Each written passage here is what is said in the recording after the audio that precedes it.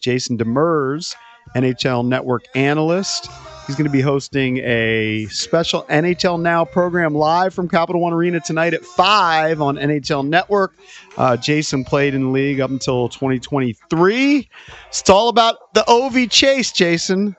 Hey, you didn't look up once. We were trying to give you the thumbs down. I believe he's with us right 20 seconds before he's talking thumbs up. Yeah, okay. He'll be with us shortly.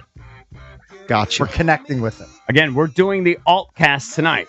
That is correct. That everybody wants to listen to Joe B in a locker. I don't blame you. I mean, as they should. That's what I watch and listen to. But if for whatever reason you want, maybe you have a second TV or something, put us on. We'll be there having fun. I'm sure we'll be betting on the game and betting on who's going to score when. Yes, correct. All of those things will be happening tonight on Monumental 2. Yeah. All right. I think Jason is with us. All right. Jason was a defenseman in the league for many, many years, played with a bunch of teams. Now he's with the NHL Network. And like I said, they've got a show, NHL Now, tonight, live from Capital One at 5 p.m. on NHL Network. What's up, Jason? How we doing, fellas? We're doing all right. Doing well. We've got the Grade 8 Chase OV tracker in studio, and it's at 3. And last night, a couple of us were at Capital One Arena for the Wizards game, and people were coming up to us and going, "Do you think Ovi could break the record tomorrow night, which is tonight? Could he do it? Yes. Do you think it's probable, Jason?" Well, I mean, listen, I think a tie is very probable tonight, and the way he's been shooting the puck, and you can kind of see him every time he's getting a little bit closer to the record, he's shooting it more and more, and they seem to be looking for him more and more. And it feels like there's an earnest effort from the team to kind of get him the puck as much as possible.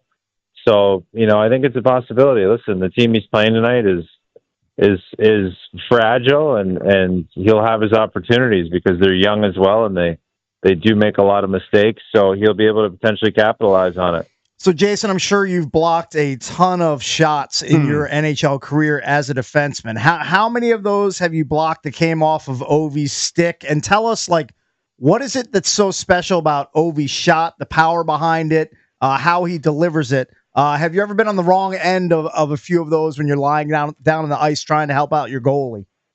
Well, you're very sweet to say that I blocked a lot of shots, but it's probably a lot less than you guys think. Okay. I was pretty good at getting out of the way. I would be. But the correct answer is to say that I always had the puck, so I didn't need to block a shot. But no, the odd time that I used to play penalty kill, and I played against the Capitals, and obviously as a right-handed defenseman, you're basically in line with his one-timer. He hit me once in the shin pad, broke my shin pad right in half, split it right down the middle, and it didn't feel great on my knee. And that was, believe it or not, all off of a snapshot and not a slap shot. So if he had taken the one-timer, I probably would not be who I am today, and I'd probably be walking with a limp. Hey, so I'm curious. We had some fun about, I don't know, 2 or 3 weeks ago, maybe it was a month ago, when Panger called him a one-trick pony, okay? And we know... He said he misspoke. Yeah. But look at the Panger getting after it. What's Panger thinking saying that nonsense? He whatever. Some people could say that he was setting up video when he was saying that he's not a one-trick pony right now, but the words came out and Caps Nation was very upset. I'm just curious, when you would face Ovi over the years, did the scouting report change over the years as you headed in to play him? Oh, 100%. When he started, the defense was optional. And I mean, I can say that. And I think Caps fans, if they're truly Caps fans and are being honest with themselves, that was the case. Ovi was purely one-dimensional and was offensive. But as his career progressed, he learned the defensive side of the game and got better and better and committed more to defense. And, you look at it just now, and I think the perfect example is, they could be putting him out to score the empty net goals, but to play empty, to be on the ice in a 6-on-5, you have to be relied on responsibly defensively. And listen, they've been putting him out on the 6-on-5 at the end of the season, and it's still the first place team in the Metropolitan. So he's doing something right, and I do think his game has evolved over the years, and I mean that just comes with age and experience and a willingness to learn. And listen, the guy's won a cup, and he won a cup And the Capitals won a cup large in part not just because of his scoring, but his defensive play as well and his commitment to defense. Hey, Jason, one of the cool things about the chase is that, I mean, it is front and center, but for Caps fans, the way this team has retooled around Ovi and been able to use his amazing scoring prowess, along with chalking up the most points in the East, being one of the top teams in the league, when a lot of pundits heading into this season thought, okay, your highlight this year is going to be watching Ovi track down Wayne Gretzky. Good luck in trying to qualify for the playoffs. Like, the job that Spencer Carberry has done, that the front office has done in getting this roster younger and better around Ovi toward the end of his career has been pretty remarkable.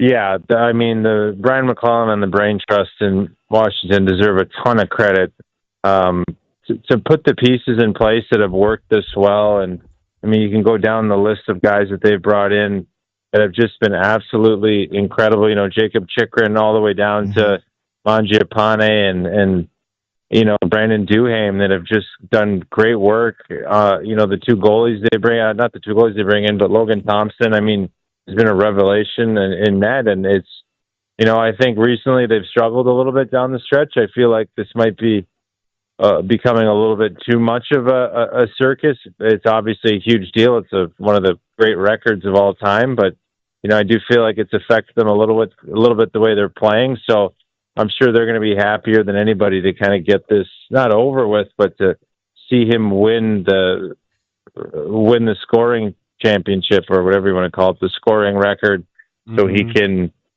kind of focus on the bigger task at hand, which is winning a cup, because they fully believe this team can win a cup and they can go deep in the playoffs, but they're going to need everybody playing at 100% capacity, and Ovi included. So. Joined by Jason Demers, NHL Network analyst. Jason, Catherine Tappan, and Brian Boyle are going to host a special NHL Now program live from Capital One Arena tonight at 5 p.m. on the NHL Network. Curious, so during your career, you know, we asked you about playing against Ovi. Just a couple years ago, you played in Russia. What was that like? It was absolutely amazing, and it was a great time. And I actually have a funny Ovi story of that. I was over there with Eric Fair, who had played with Alex Ovechkin. I'm sure you guys know who Eric Fair is, and one of the great Washington Capitals players. And we were playing in Russia together. And I guess when Fairzy was playing in Washington with Ovi, he told Ovi a bunch of times that, like, he'd never go play in Russia, and Russia stinks, and the KHL is a bad league.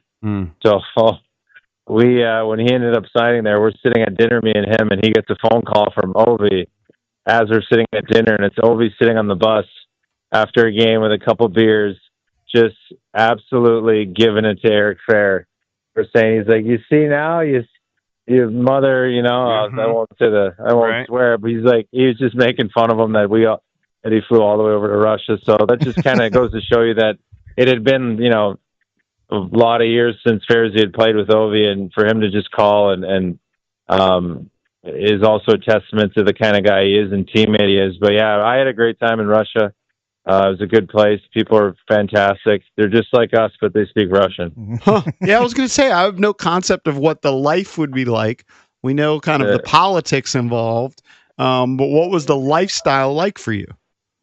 Oh, at the end of the day, you know, politics aside, everybody's just the same. We're just speak a different language and look a little different. So the lifestyle was very similar, of people just kind of hanging out, going to dinners, and the food's a little bit different as well. It's stuff I wasn't used to eating, but food was different, and but the people were great, and they kind of showed us around and took care of us. And yeah, I mean, it's a different world, that's for sure, and it's so far, and the travel is just crazy within the league. You know, the time zones, there's about, you know, 10, I think there's over 10 time zones, or there might just be 10 time zones within Russia. So it's crazy when you're out there and traveling you're on a 3-hour plane ride, and it's, you know, a 4-hour time zone change. So throws you off a little bit, but overall people were fantastic. League was fun. And yeah, I know nothing negative about it. You know, just getting back to Ovi for a second, as we're all kind of focused in on him in these last few games. What's going to be his legacy? Like, what are you going to remember most? I mean, obviously the goal scoring and, you know, from his office, et cetera, but sort of, can you just put in context historically, like where does he rank all time for you? And just like, what are you going to remember most about Ovi?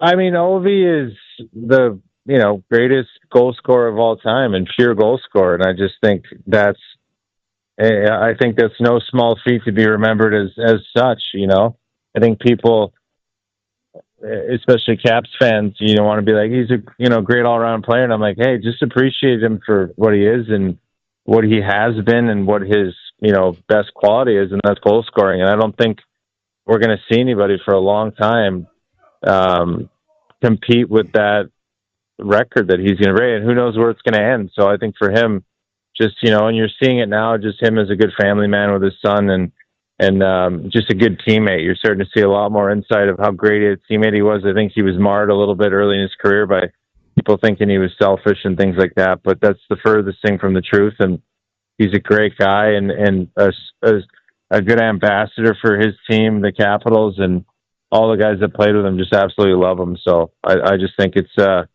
good way to go out for him, especially after being a Cup champion and all that, and hopefully having one or potentially two more runs at it. Yeah, I was wondering, I mean, with what he's doing this year, it's kind of ridiculous considering the games he's missed. I mean, he's shooting the highest percentage of his career, right? He's going to have over 40 goals at 39 years. Is he 39 or 40? He's 39? He's 39. How much longer can he do? I mean, I think conceivably he could do this another 3 or 4 years, probably easy. I think so. I just think it's going to be more his want and desire, and I think he does want to go back and play in Russia, and that's my feeling. But yeah, I mean, listen, we've been just blessed, and fans have been so lucky to witness him and Sidney Crosby for 20 years of just this excellence, and to be doing what he's doing. We're at the network, and I'm half amazed by it, and I'm half enraged by it because I'm 36 years old and can sometimes have a hard time getting out of bed when it's raining. So, right. And he's just still scoring at a crazy pace. So, it's amazing. It's so fun to watch, as an ex-player. And, you root for guys like that are just showing that, age is just a number, and his intelligence on the ice as well is so much more than it was when he was younger, and his goal scoring ability to be able to score, especially coming off that leg injury is crazy to me. So, Russian machine, don't break. Jason, a little bit lost in all of the Ovi hype is what Dylan Strome has meant to this Capitals team. I mean, again, a hat tip to the front office. They signed him basically off the street to a 1-year deal when he was after his time was done in Chicago, and all he's done is put up more points each year that he's been here. He had 65 in year 1, 67 last year. He's got 73 and counting this year. So Strome's been a huge part to the Caps' success here. Yeah, he has been. And, I got to play with him a little bit in Arizona, and just an amazing kid. And I got to interview him on, here comes a shameless plug, but I got to interview him on NHL Unscripted with Verk and Demers. So get it where you get your podcast. But I got to interview him and a week or two ago, especially about the Ovi race, but also just his career and what it's meant for him to be part of the Washington Capitals. And he's just such a humble guy and such a great player and so smart. And for him to not be the fastest guy, but find the know where to be and know where to put the puck. And, it's also hard to play with Ovi, and he's a very specific kind of guy where he wants the puck. And for him to be as successful as he's been with Ovi, especially after Ovi having, Kuznetsov and Backstrom. So, it's just remarkable what he's done, and it couldn't happen to a better kid. Jason, appreciate the time and insight. It's Jason Demers. You can watch him tonight with Catherine Tappan and Brian Boyle. NHL Now, which kicks off at 5 p.m. on the NHL Network, live from Capital One Arena. Thanks, pal. Yeah, thank you, man. Appreciate it. Thanks, guys, so much. I appreciate you. Have a great one. Thank you, man. You too, pal. You too. Cheers. All right, nice. Good dude. He almost got Ovi Russian stories. machine never breaks. He's pretty close, but he's all over it. Yeah. He said A, right? Did you catch that? It's really right at the appreciate end. A. Something It's like that. Canadian. Canadian dude. All right, I'm just saying. Canadian. Canadian. Through and through. All right. All right, when we come back, we'll open up EB's entertainment page. Don't go anywhere.